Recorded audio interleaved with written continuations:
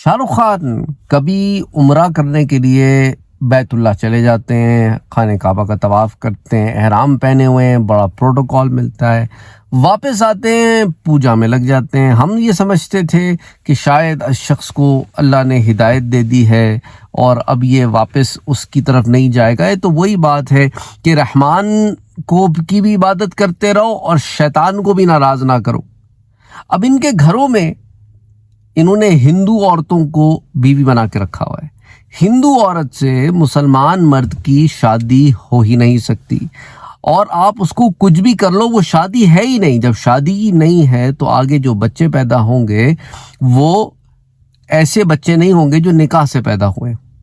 یہ ایک مسلمہ حقیقت ہے جسے اسلام نے بار بار بیان کیا ہے کہ تمہاری شادی نہیں ہو سکتی کسی مشرکہ سے۔ مرد کی شادی کسی مشرکہ عورت سے نہیں ہو سکتی، اور مسلمان عورت کی شادی کسی مشرک مرد سے نہیں ہو سکتی۔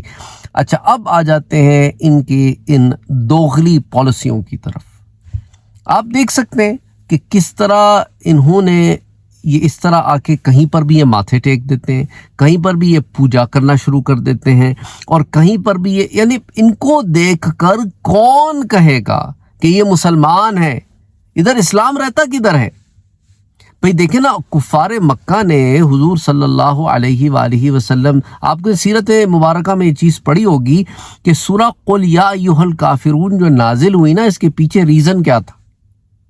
اور آپ اس میں دیکھتے ہیں کہ بظاہر آپ کو ایک تکرار بھی نظر آتی ہے کہ کہہ دیں ان کافروں سے کہ میں عبادت نہیں کروں گا جس کی تم عبادت کرتے ہو، تم عبادت نہیں کرو گی جس کی میں عبادت کرتا ہوں۔ یہ تمام چیزیں بار بار کیوں آ رہی ہیں؟ لا اعبد ما تعبدون ولا انتم عابدون ما اعبد ولا انا عابد ما عبدتم ولا انتم عابدون ما اعبد لکم دینکم ولی دین۔ تمہارے لیے تمہارا دین، ہمارے لیے ہمارا دین، یعنی بالکل واضح کٹ کر دیا نا۔ ایسے نہیں ہو سکتا کہ یہ بھی ہو اور وہ بھی ہو، ایسا نہیں ہو سکتا۔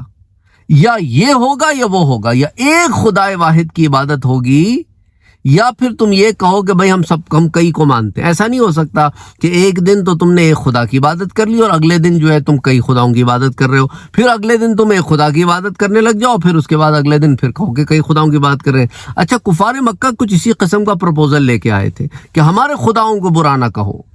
ایسا کرتے ہیں، ایک ہفتہ ہم خدا واحد کی عبادت کرتے ہیں، اس کے بعد ایک دن ہم سب کی تعظیم کریں گے، جو باقی جتنے بت بنائے ہوئے ہم نے۔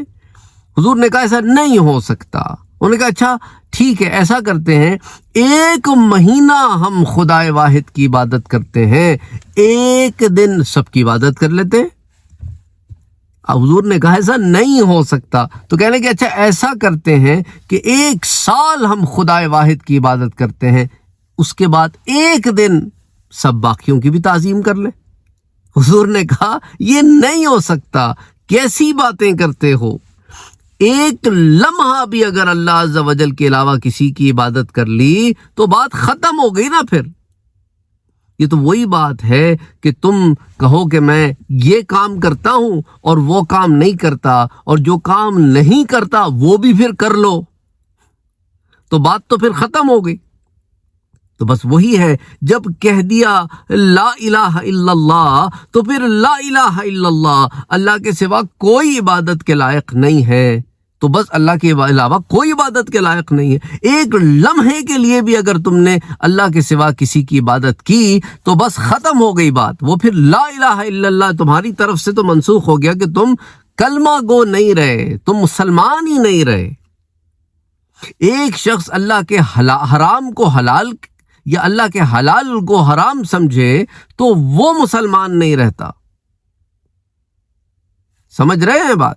اور ان لوگوں کے آپ کام دیکھ لیں کہ یہ کیا کام کر رہے ہیں۔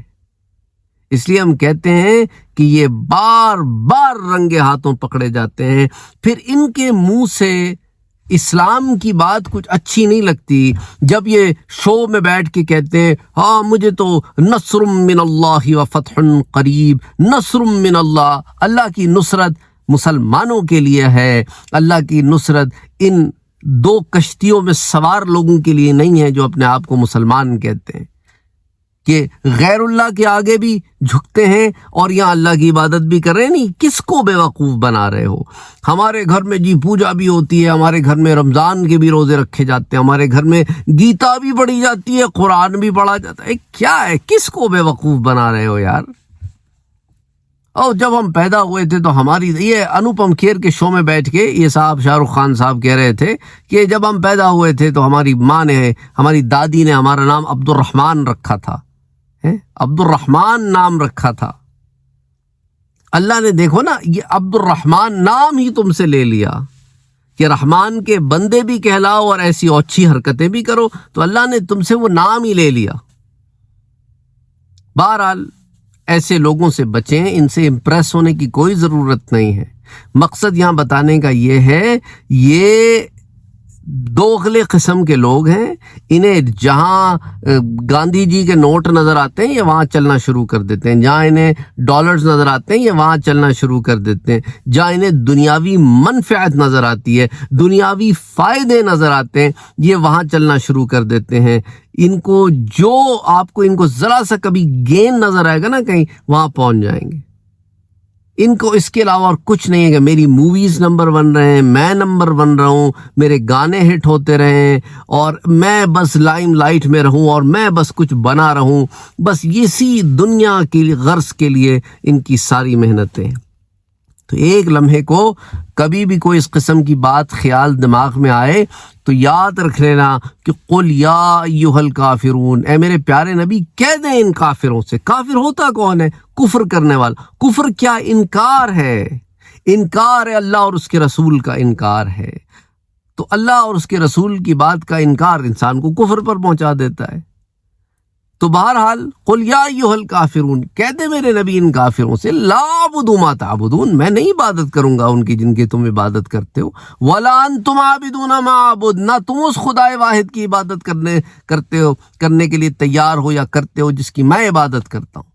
تم اللہ کو مانتے تو ہو پر اللہ کو ہی نہیں مانتے, تم اللہ کو بھی مانتے ہو, تو یہ بھی والا مسئلہ نہیں چلے گا یہاں, معاملہ نہیں چلے گا یہاں. یا سراسر موم ہو جا یا سراسر سنگ, یہ بیچ کی زندگی نہیں گزاری جا سکتی. یہ منافق کی زندگی ہوتی ہے. منافق کا اسلام سے کوئی تعلق نہیں ہے, نفاق کا دین اسلام سے کوئی تعلق نہیں ہے. منافق ہے, مسلمان نہیں ہے.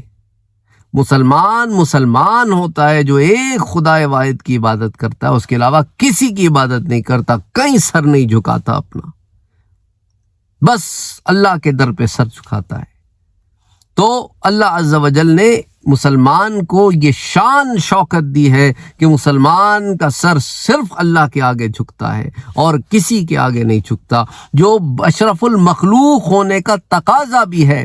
تم کائنات کی ہر شے کو دیکھ لو, وہ کھانا کھانے کے لیے بھی اپنے سر کو جھکاتی ہے, پر اللہ نے انسان کو یہ شان دی ہے کہ وہ کھانے کے لیے سر نہیں جھکاتا بلکہ ہاتھ اٹھا کے منہ تک کھانے کو لے کے جاتا ہے کہ اس کا سر صرف اس کے رب کے آگے جھکتا ہے. اللہم صلی علی محمد وعلی آل محمد.